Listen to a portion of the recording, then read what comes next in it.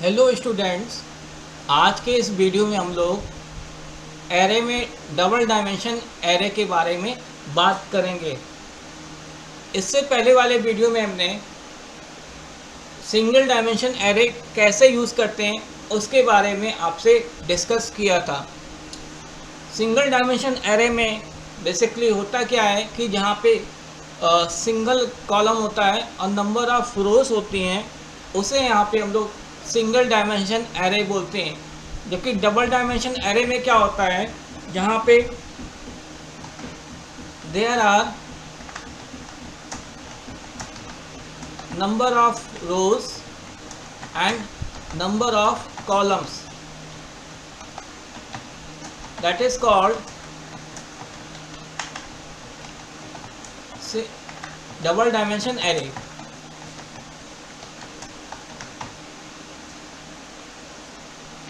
इसको अगर डिफाइन करने की बात हो तो इसको कैसे डिफाइन करेंगे? दे आर डिफाइंड एज, जैसे मान लीजिए INT लिया हुआ है मैंने, तो एक ये हमने दो सब स्क्रिप्ट लगा रखे हैं। पहला सब स्क्रिप्ट रो को डिफाइन कर रहा है और सेकंड सब स्क्रिप्ट कॉलम को डिफाइन कर रहा है। ठीक है, तो इसमें अगर बात करें कि इसमें नंबर ऑफ डेटा कितना स्टोर करा सकते हैं, सो दैट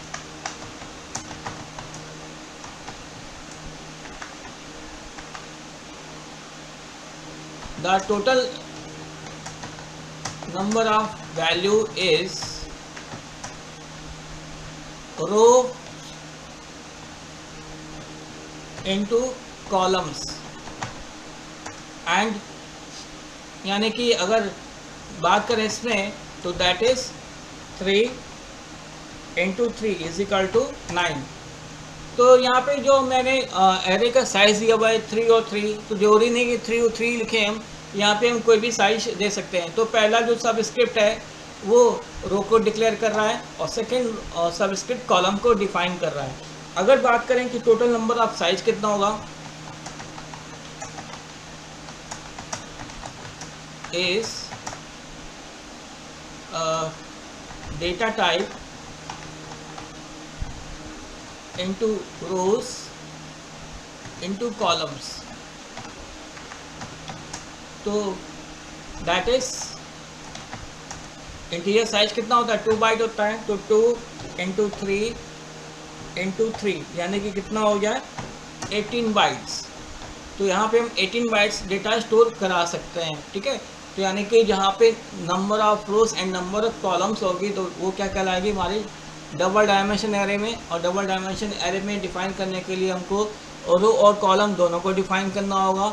तो इसका टोटल नंबर ऑफ वैल्यूज़ की बात करें तो रो इंटू कॉलम्स होता है, और टोटल नंबर ऑफ साइज की बात करें तो ये डेटा टाइप इंटू रोज इंटू कॉलम्स होता है। अब इसको एक फिगर के थ्रू हम लोग यहाँ पे देखते हैं।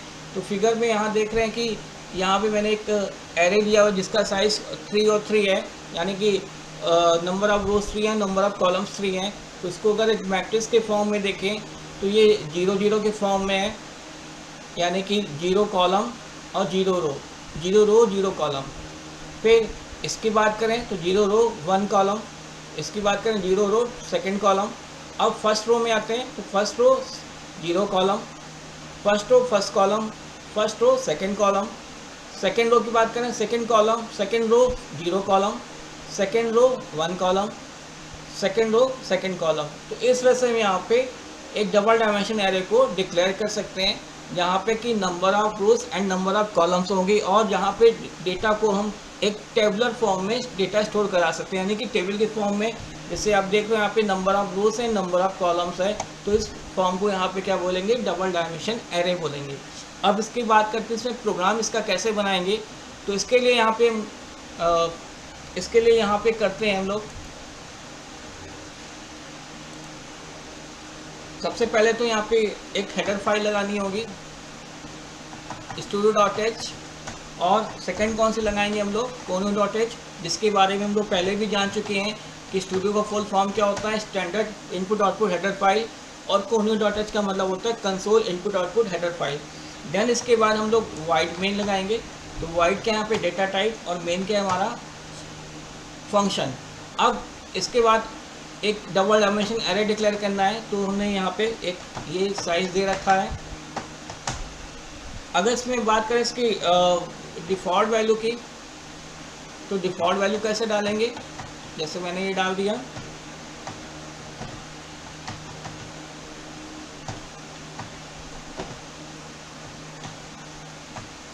ये डाल दी मैंने। अब चूंकि डबल डायमेंशन एरे बना है, तो इसके लिए हमको 2 लूप चलाने पड़ेंगे, एक रो के लिए और एक कॉलम के लिए। तो कैसे यूज़ करेंगे यहाँ पे, फॉर i बराबर 0, i less than 3, i plus plus, फिर फॉर j बराबर 0, j less than 3, j plus plus. अब printf सबसे पहले एंटर द वैल्यू ये करेंगे, देन स्कैनफ %d कमा address of a of i a of j। इस तरह से यहाँ पे ये लूप चलेगा। अब इसको यहाँ पे समझ लेते हैं। अच्छा, चूँकि यहाँ पे हम लोग बाय डिफ़ॉल्ट वैल्यू इनपुट करा रहे हैं, तो इसमें इनपुट वाला काम अभी नहीं करते हम लोग, खाली इसको डिस्प्ले करा रहे हैं। तो printf %d/t comma a of i j, फिर printf /n ये लगा लेंगे, देन यहाँ पे गेट ch लगा देंगे। गेट ch मालूम है विंडो को पॉज करने के लिए यूज़ करते हैं। अब इसको ज़रा एक बार करके देखते हैं। i बराबर 0 कंडीशन ट्रू है, तो यहाँ पे आ जाओगे। j बराबर 0, ये भी कंडीशन ट्रू है। तो एक ही 0 0 पे वैल्यू क्या पड़ी हुई है, 1, तो यहाँ पे 1 डिस्प्ले हो जाएगा। फिर /t से हम लोग यहाँ पे आ जाएंगे। j प्लस प्लस होगा, अब j के लिए क्या होगा 1, तो 0 1 पे वैल्यू क्या है यहाँ पे 2, तो यहाँ पे 2 वैल्यू आ जाएगी। फिर j प्लस प्लस होगा, अब j के लिए क्या होगा 2, तो 0 2 पे वैल्यू क्या है यहाँ पे 4, ये वैल्यू डिस्प्ले हो गई। देन j प्लस प्लस होगा, j के लिए क्या होगा 3, कंडीशन क्या हो जाएगी फॉल्स। फॉल्स होने पे यहाँ पे आ जाएंगे /n, यानी कि हम लोग नेक्स्ट रो पे आ जाएंगे, यानी यहाँ पे अब i प्लस प्लस होगा, i के लिए क्या होगा 1, कंडीशन ट्रू है। फिर से यहाँ पे जो j बराबर 0, तो 1 0 पे वैल्यू क्या पड़ी हुई है 4, ये 4 डिस्प्ले हो गया। फिर से j प्लस प्लस होगा, j के लिए 1 हो जाएगी। 1 1 पे वैल्यू क्या है हमारी 5। फिर से j प्लस प्लस हुआ, j के लिए क्या होगा 2, तो 1 2 पे वैल्यू क्या पड़ी हुई है हमारे 6, ये वैल्यू डिस्प्ले हो गई। फिर से यहाँ पे j प्लस प्लस, j के लिए क्या होगा 3, कंडीशन क्या हो जाएगी फॉल्स। फॉल्स होने पे यहाँ पे आ जाएंगे /n से नेक्स्ट लाइन पे आ गए हम लोग यहाँ पे। अब i प्लस प्लस होगा, अब i के लिए क्या होगा 2, कंडीशन अभी भी ट्रू है, यहाँ पे आ जाओगे j बराबर 0, ये भी कंडीशन ट्रू है। तो 2 0 पे वैल्यू क्या पड़ी हुई है 67। फिर से j प्लस प्लस होगा, j की वैल्यू क्या होगी 1, तो 2 1 पे वैल्यू क्या पड़ी हुई है 8। फिर से j प्लस प्लस, j की वैल्यू 2 2 2 पे वैल्यू क्या पड़ी हुई 9, ये 9 डिस्प्ले हो जाएगा। फिर से j प्लस प्लस होगा, j की वैल्यू क्या होगी 3, कंडीशन क्या हो जाएगी फॉल्स। फॉल्स होने पे हम लोग नेक्स्ट लाइन पर जाएंगे, यानी कि यहाँ पे अब i प्लस प्लस होगा, अब i की वैल्यू क्या होगी 3, कंडीशन क्या हो जाएगी फॉल्स, और हम इस लूप से बाहर आ जाएंगे। तो इस तरह से ये हमारा प्रोग्राम एग्जीक्यूट होगा। अब इसको एक बार सेव कर लेते हैं यहाँ पे।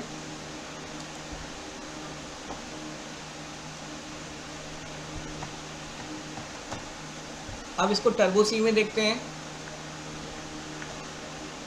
फाइल पे जाएंगे,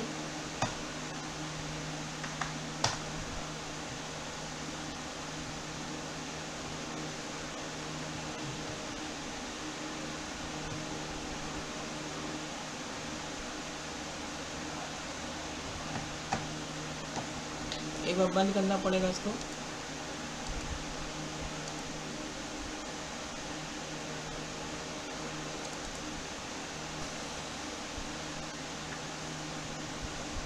ये आ गया। अब कंपाइल करते हैं, Alt F9, Control F9। तो Control F9 करने पे देखिए इस तरह से ये आउटपुट डिस्प्ले होके आ रहा है। इसको थोड़ा छोटा कर लेते हैं इससे।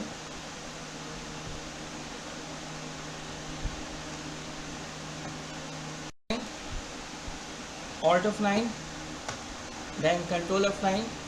कंट्रोल F9 करने पे इस तरह से ये आउटपुट डिस्प्ले होके आ रहा है। तो आपको ये समझ में आएगा कि डबल डायमेंशन एरे को कैसे डिक्लेयर किया जाता है। होपफुली आपको ये समझ में आया होगा।